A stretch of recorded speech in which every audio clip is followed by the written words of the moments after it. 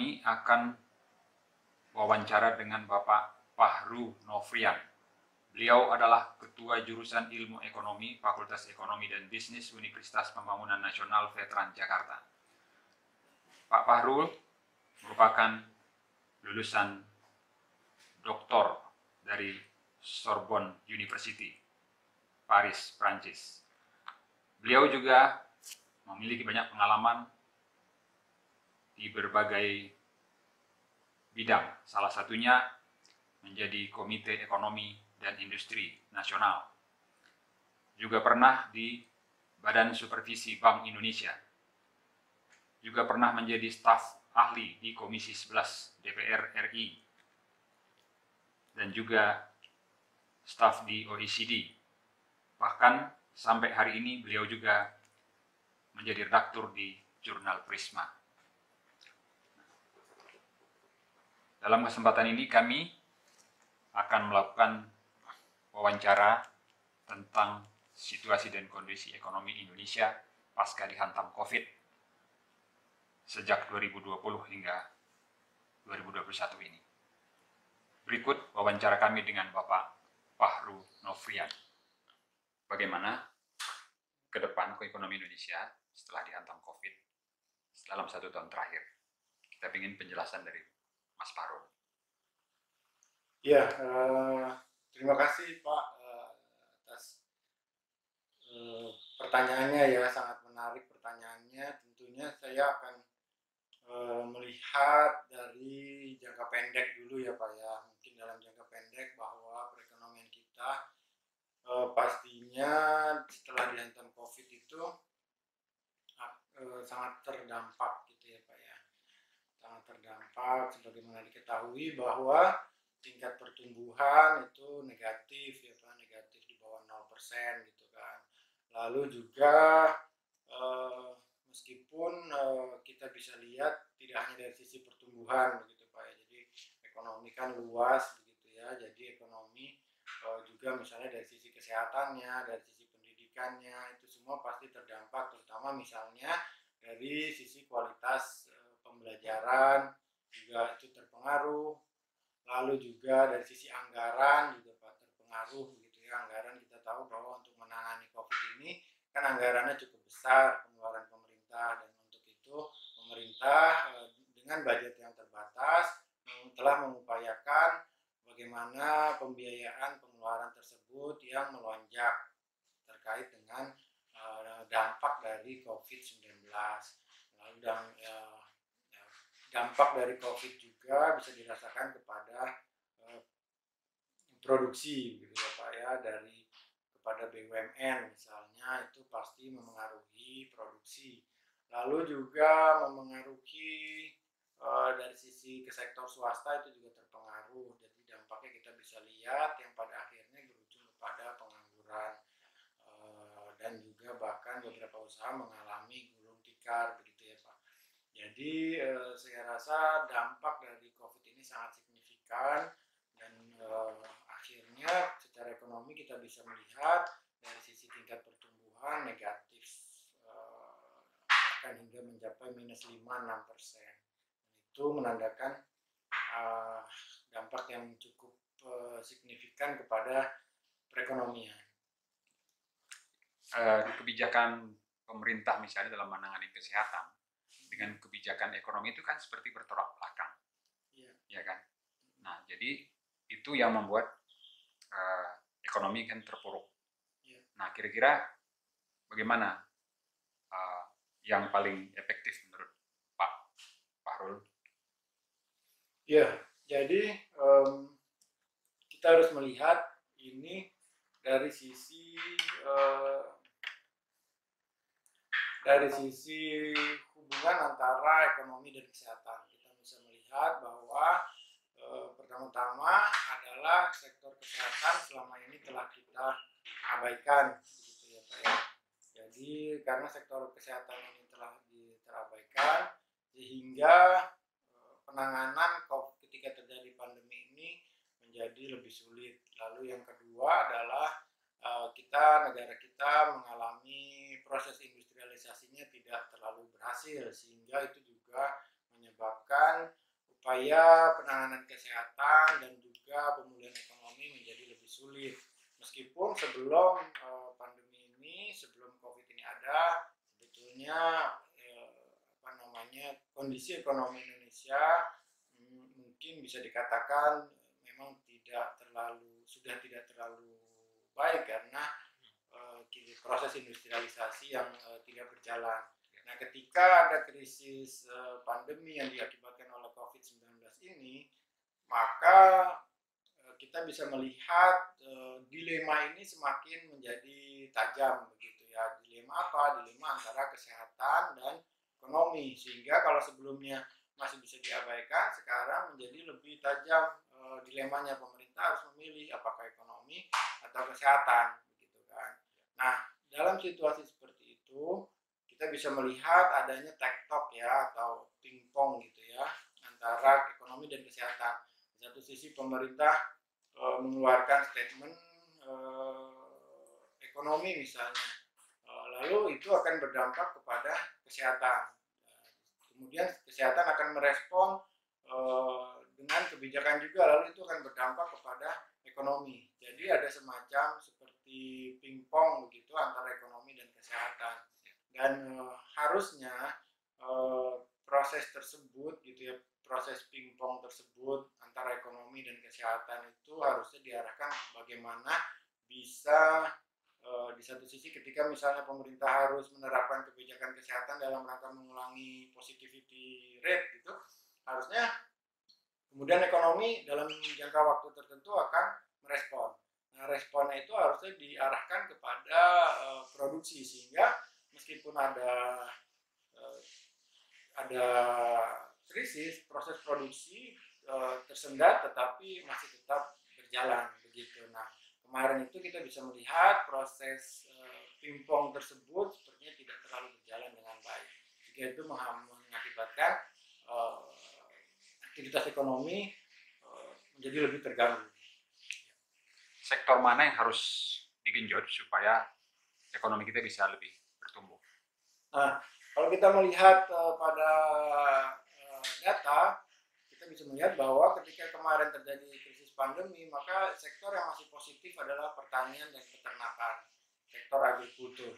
Nah, sehingga saya rasa yang harus digenjot oleh pemerintah adalah bagaimana mengembangkan sektor agrikultur, pertanian dan peternakan ini, termasuk di dalamnya perikanan dan kemaritiman itu menjadi lebih bergerak, menjadi terus digenjot. Harusnya itu yang diupayakan oleh pemerintah. Oke, menurut Pak Parul, kira-kira berapa lama kondisi ini akan berlangsung dan kapan kira-kira ekonomi Indonesia akan rebound kembali? Nah, kalau menurut saya kita sekarang ini masih melihat pertama ya Pak ya, pertama itu vaksinasi COVID-nya masih agak lambat gitu ya. Yang kedua persoalan pendistribusian. Lalu yang ketiga Indonesia negaranya cukup luas begitu Pak. Jadi saya rasa ekonomi akan mengalami pemulihan begitu ya.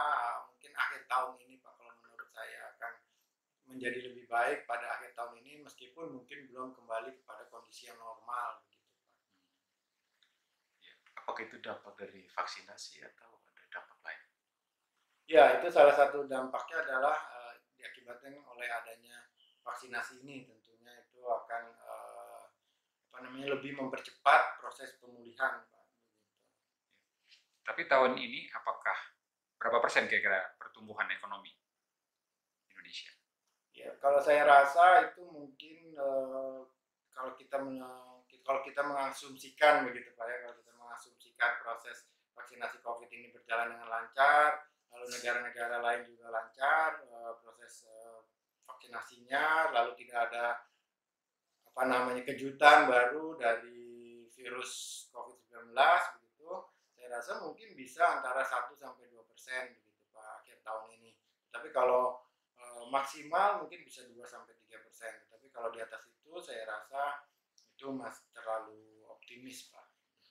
Kalau pemerintah sendiri kan optimis juga ada pertumbuhan katanya. Kira-kira realistis nggak menurut Pak Parul?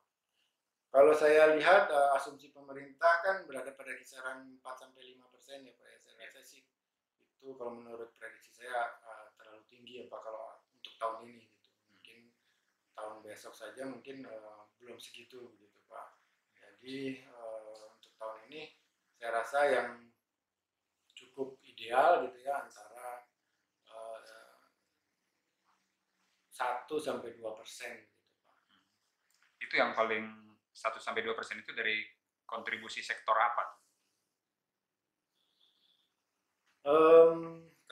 Saya rasa kontribusi yang paling, kalau di Indonesia kan ada beberapa momen juga ya yang bisa menyebabkan pertumbuhan gitu ya, dari momen misalnya momen Lebaran, momen Idul Adha. Saya rasa dari momen-momen seperti itu bisa memberikan kontribusi kepada pertumbuhan, meskipun dari sektor-sektor lain seperti misalnya sektor kesehatan gitu ya, misalnya di situ kan juga karena ada akses kepada kesehatan, tingkat permintaan kesehatan juga yang meningkat, dan juga dari data yang ada kita bisa melihat bahwa sektor kesehatan ini cukup tumbuh pada era krisis ini, sehingga itu bisa memberikan kontribusi kepada pertumbuhan, meskipun saya rasa dari sisi yang paling banyak akan memberikan kontribusi adalah dari sisi perekonomian domestik dibandingkan perdagangan internasional misalnya. Terus pemerintah kan menggenjot infrastruktur dalam rangka meningkatkan pertumbuhan juga. Nah, kira-kira menurut Pak Parul seperti apa dengan banyaknya proyek-proyek infrastruktur yang dibangun oleh pemerintah? Saya rasa kalau di era pandemi ini infrastruktur banyak terhenti kan Pak ya, jadi anggarannya juga banyak digunakan untuk program pemerintah untuk pemulihan ekonomi begitu Pak, sehingga saya rasa ekonomi infrastruktur memang akan mengalami reschedule mungkin ya, sehingga targetnya misalnya tadinya selesai tahun 2024 misalnya, bisa jadi karena adanya krisis ini menjadi lebih mundur realisasi target dari proyek-proyek tersebut begitu Pak. Tadi Pak Parul mengatakan bahwa industri kita selama ini tidak jalan, ditambah kondisi COVID makin terpuruk. Iya. Apa yang salah dengan itu semua sehingga industri kita tidak pernah berjalan seperti yang diharapkan? Iya, ya kita bisa melihat misalnya kalau dari sisi industri memang kita bisa melihat bahwa ada banyak impor begitu ya Pak ya, misalnya impor meningkat misalnya. Nah ini tentu salah satu yang menyebabkan industri tidak berjalan, karena ada anggapan misalnya impor lebih baik, impor bisa lebih mendapatkan barang yang lebih murah, misalnya produk lain diimpor karena lebih murah atau karena untuk menjadi stok untuk mengantisipasi lonjakan permintaan misalnya. Nah itu kan kalau di dalam dari sudut pandang ilmu ekonomi, yaitu asumsi-asumsi yang sebenarnya kurang tepat begitu ya Pak ya, sehingga itu menyebabkan pasar domestik menjadi tidak berkembang, sehingga proses industrialisasi menjadi tidak berjalan atau kurang berjalan begitu Pak. Lalu yang kedua adalah kenapa industrialisasi kurang bisa berkembang, karena pilihan-pilihan sektor yang dilakukan juga kurang tepat gitu Pak. Misalnya kita melihat bahwa anggapan dengan mengembangkan sektor infrastruktur maka industrialisasi akan tercipta. Nah kalau kita lihat kan infrastruktur itu memiliki dampak yang tidak signifikan kepada proses industrialisasi begitu Pak, sehingga itu bahkan dikategorikan bukan manufaktur begitu ya Pak ya, tapi lebih kepada industri tersier misalnya.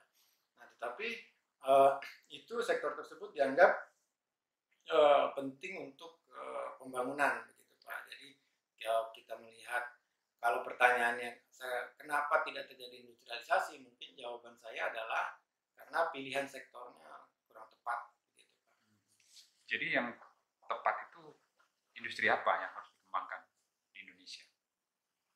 Nah kalau kita industri yang harusnya lebih tepat dikembangkan di Indonesia, kalau menurut saya sih yang lebih tepat adalah sektor eh, sebenarnya banyak sektor begitu ya Pak ya, tetapi dan maksud saya banyak perspektif untuk melihat industrialisasi tersebut bisa karena ini terkait dengan sebenarnya manajemen makro perekonomian gitu ya Pak ya.